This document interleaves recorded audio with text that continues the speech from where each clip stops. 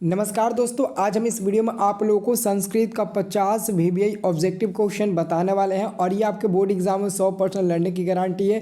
दोस्तों मैं आपको बता दूं कि बिहार बोर्ड 10वीं का जो संस्कृत है ना, उसमें का एक संस्कृत प्यूसम का बुक होता है और उस बुक से ना 50 नंबर कभी 45 नंबर का एकदम फिक्स है कि सब ऑब्जेक्टिव क्वेश्चन पूछेगा और वो ऑब्जेक्टिव क्वेश्चन एकदम हिंदी टाइप का होता है, आप आसानी से उसको याद कर लोगे। तो जो हम अभी आपको इस वीडियो में बता रहे हैं ना, वही सब है। अगर इतना याद कर लोगे ना तो आपका किताब वाला पूरा कवर हो जाएगा। और आप लोग 2-4 ऑब्जेक्टिव क्वेश्चन व्याकरण से टिक लगा देना, पूरा 100 में 50 आपका हो जाएगा। ठीक है, तो वीडियो को लास्ट तक जरूर देखना, सब इंपॉर्टेंट क्वेश्चन मैं आपको बता देता हूँ, चिंता मत करिए। ओके, देखो बाबू, पहला नंबर क्वेश्चन है कि शास्त्र मानव को किसका बोध कराता है। जो शास्त्र होता है ना, वो मानव को कर्तव्य और अकर्तव्य दोनों का बोध कराता है। तो ऑप्शन नंबर सी में कर्तव्य कर्तव्य यहाँ पर लिखा गया। कर्तव्य कर्तव्य का मतलब हुआ कर्तव्य और अकर्तव्य, इसमें दोनों छुपा हुआ है, इसलिए हमारा आंसर मिल जाएगा सी नंबर। ओके, और अगला क्वेश्चन है दूसरा नंबर, वैर से वैर का समन क्या है। तो बाबू दूसरा का आंसर मिल जाएगा आपका असंभव। वैर से वैर का समन होता है असंभव, दूसरा का आंसर आपका मिल जाएगा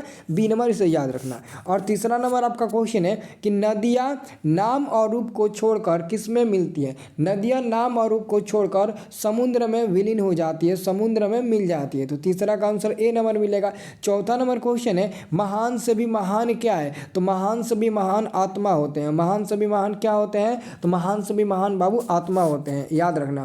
अगला आपका क्वेश्चन है 5 नंबर, किसकी विजय नहीं होती है। विजय किसकी नहीं होती है, तो 5 का सही उत्तर मिलेगा असत्य की कभी भी विजय नहीं होती है, इसे याद रखना है। और आपका छठा नंबर क्वेश्चन है स्वामी दयानंद का जन्म कब हुआ था। बाबू स्वामी दयानंद का जन्म 1824 ईस्वी में ना गुजरात प्रांत के टंकारा नामक गांव में हुआ था। अगर पूछेगा कि इनका मृत्यु कब हुआ था, तो बता देना इनका मृत्यु 1883 ईस्वी में हुआ था। अगर पूछेगा कि स्वामी दयानंद सरस्वती जी ने 1875 ईस्वी में 1875 ईस्वी में ना आर्य समाज की स्थापना कहाँ पर किया था, तो आर्य समाज की स्थापना इन्होंने 1875 ईस्वी में ना मुंबई में किया था। तो इस क्वेश्चन का आंसर बी होगा, इससे पहले आप लोग याद रखना। देखो जी, अगर आप लोगों का संस्कृत में ज़्यादा प्रॉब्लम है ना, तो मैं आप लोगों को एग्ज़ाम के समय में थोड़ा हेल्प कर सकता हूँ। हेल्प मिलेगा तो जैसा कि हर साल मिलता है तो हेल्प कर ही देता हूँ। तो उसके लिए हमारे सेकंड चैनल पर आप लोग जाकर वहाँ पर बने रहिएगा, मतलब कि सेकंड चैनल को भी जाकर सब्सक्राइब करके रखिएगा, क्योंकि उस समय आपको हेल्प परीक्षा के समय में आधा घंटा 1 घंटा पहले जो पेपर से संबंधित आपको जो हेल्प होता है ना, लीक वगैरह, उससे संबंधित। लेकिन आप लोगों ना ये बात बताना मत, ठीक है ना, मैं गलती से बोल दिया, आप लोग को इशारे से ही समझ जाना चाहिए, ठीक है ना। तो डिस्क्रिप्शन बॉक्स में लिंक है, आप जाकर वहाँ पर बने रहिएगा, वहीं पर मिलेगा, मेन चैनल से नहीं कर पाएंगे, ठीक है। देखो 7 नंबर क्वेश्चन है अंतिम शिक्षा संस्कार का क्या नाम है। अंतिम शिक्षा संस्कार का क्या नाम है, तो बाबू 7 का आंसर हो जाएगा समप्रवर्तन। और कमेंट में भी आप लोग कुछ ये सब बात कमेंट मत करना, आप लोग समझ जाना। ओके, मतलब कि अपने आप में ही रखना, ये मतलब कि एकदम ना सटीक बात है ना। और 8 नंबर क्वेश्चन है यह संपूर्ण संसार किसके द्वारा अनुशासित है। तो ये जो संपूर्ण संसार है ना, वो हमारे परमात्मा के द्वारा अनुशासित है। पहले इसको याद करो ना, मैं आपको गारंटी दूंगा सब लड़ जाएगा यहाँ से, क्योंकि ये सटीक आपका क्वेश्चन है बुक का। ओके, अगला क्वेश्चन आ गया, शास्त्र किसके लिए कर्तव्य और अकर्तव्य का विधान कराता है। तो मानवों के लिए ना, मानवों के लिए। आंसर आपका होगा बी नंबर, मानव के लिए, छात्रों के लिए, दानवों के लिए, पशुओं के लिए नहीं, बल्कि मानव के लिए। तो नाव का आंसर बी नंबर बनेगा। 10 नंबर क्वेश्चन है प्राचीन काल में शिष्य को क्या कहा जाता था। प्राचीन काल में जो शिष्य होते थे ना, उनको ब्रह्मचारी के नाम से हम लोग जानते थे।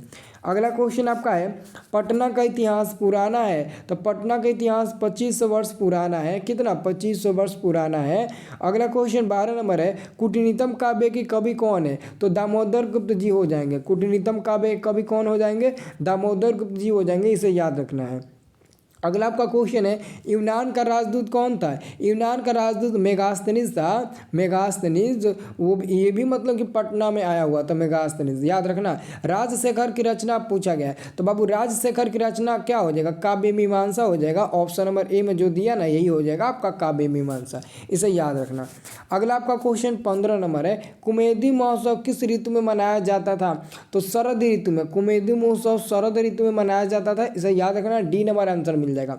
अगला है आपका स्वर्णमय पात्र से किसका मुंह ढका हुआ है, तो सत्य का मुंह ढका हुआ है। स्वर्णमय पात्र से सत्य का मुंह ढका हुआ है, तो 16 का आंसर क्या ठीक लगाओगे, बी नंबर। हाँ, बी नंबर याद रखो।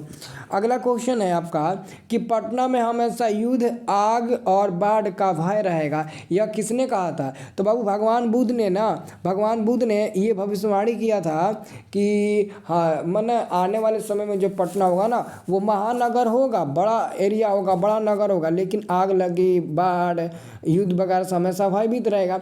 यानी कि जो भगवान बुद्ध थे ना उनके समय में पटना शहर नहीं था, एक छोटा सा गांव था जिसका नाम था पाटलीग्राम, लेकिन उन्होंने उस समय ही भविष्यवाणी कर दिया था क्योंकि उसके पाटलीग्राम में ना बहुत बड़े बड़े ना विद्वान पैदा होते जा रहे थे, तो उन्होंने भविष्यवाणी किया था कि आने वाले समय में पटना ना एक प्राचीन मतलब ना शिक्षा का केंद्र रहेगा और ये बहुत बड़ा नगर होगा, लेकिन युद्ध से, बाढ़ से ये सब हमेशा पीड़ित ही रहेगा।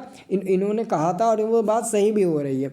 18 नंबर क्वेश्चन है, तो 18 नंबर क्वेश्चन है तर्कते यस्मिन गृह अग्नि लुप्ति किस आलसी की युक्ति है, मतलब कि इसका हिंदी अर्थ हुआ कि किसने कहा कि इस घर में लगता है आग लगी हुई है, यह किसने कौन से आलसी ने कहा था, तो द्वितीय आलसी ने कहा था, क्योंकि प्रथम आलसी ने कहा था कि अरे ऐसा मतलब ये हल्ला कैसा हो रहा है, ये पहले आलसी ने कहा था, तो दूसरे आलसी ने कहा था कि मतलब ना कि लगता है इस घर में आग लगी हुई है, तो तीसरे ने कहा था कोई धार्मिक नहीं है, आग लगे हुए कपड़े से भीग दे, तो चौथे ने शायद कहा था कि अरे वह चला क्यों इतना बक बक बक करता है। यही ना है वो था चारों का कथन, याद रखना। अगला क्वेश्चन है कि मथुरा विजयन किसकी रचना है, तो 19 का जो सही उत्तर होगा वो होगा आपका सी नंबर गंगा देवी।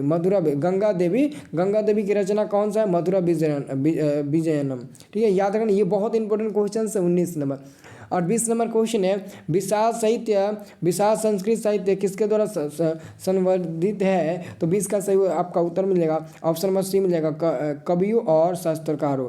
हम सबों में भारतवर्ष के प्रति क्या होनी चाहिए, तो गुरु भक्ति देशभक्ति, हाँ देशभक्ति होना चाहिए, देशभक्ति, देवभक्ति नहीं, मैंने तो देवभक्ति पर टिक लगा दिया छोटू, यहाँ पर देशभक्ति डी नंबर होगा ना, देशभक्ति। देख लो, कंफ्यूज मत हो जाना, जबकि मैं कंफ्यूज हो गया।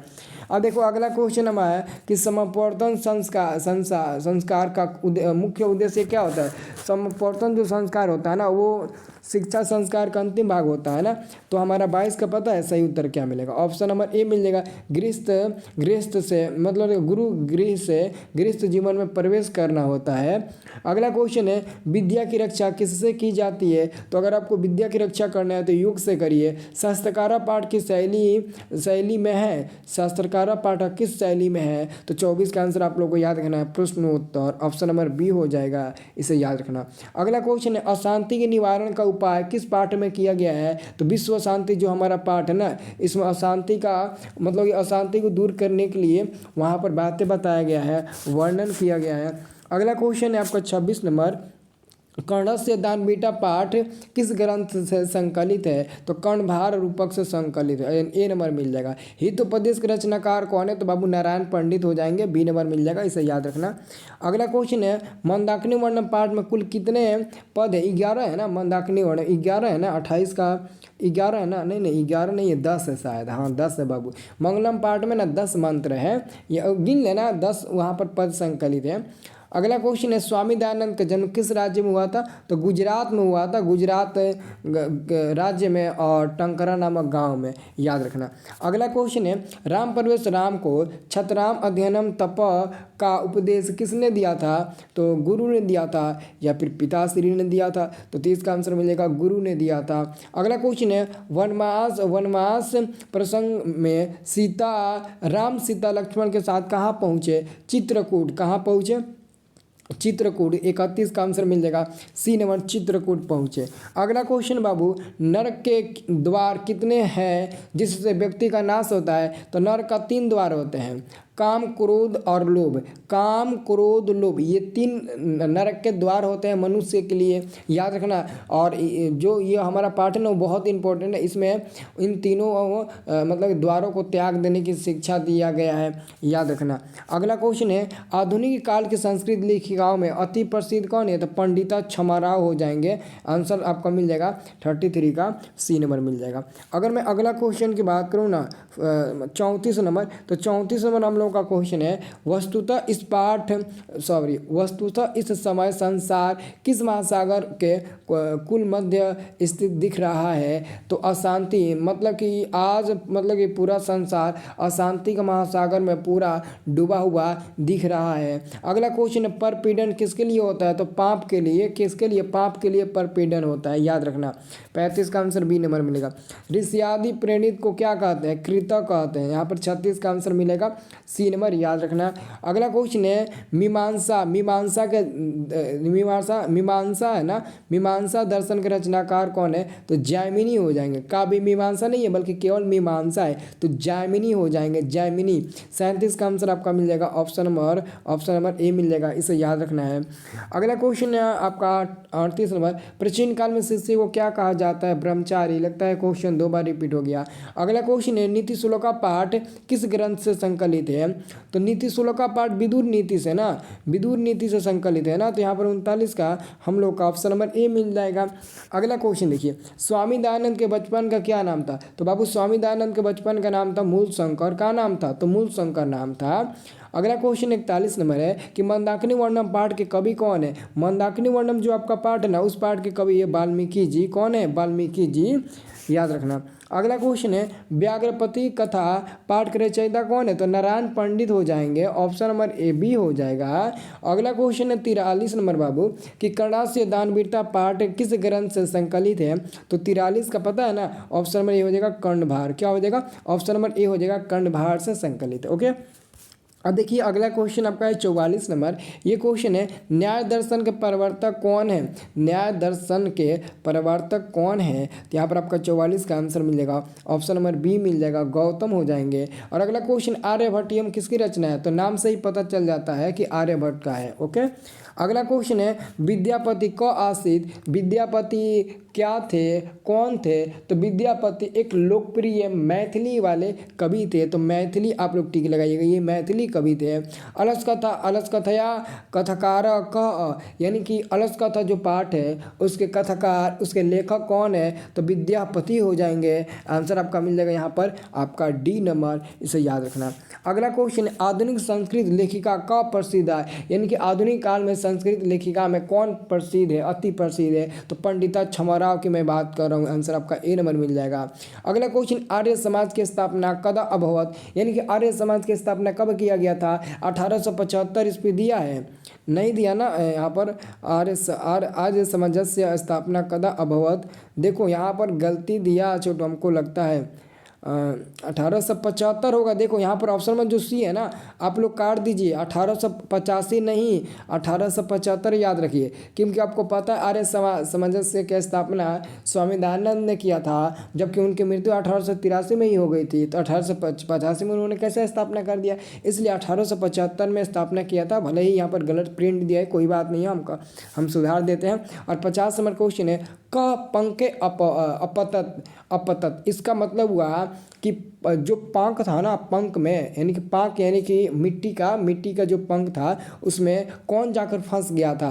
तो पथिक फंस गया था, जिसके चलते वो अपना जान गंवा बैठा। तो 50 का आंसर मिल जाएगा बी नंबर, बाघ ने उसको चुतिया बनाया और वो पंख में जाकर फंस गया, जिसके चलते अपना जान गंवा बैठा। तो 50 क्वेश्चन मैंने बताया, ये बुक वाला क्वेश्चन है, पूरा एकदम घोर कर पी जाना, आप लोग पूरा रट लेना, इस वीडियो को डाउनलोड कर लेना और रट जाना एकदम। ओके, घोर कर एकदम आप लोगों को पी जाना है सभी लोगों को, ठीक है ना बाबू।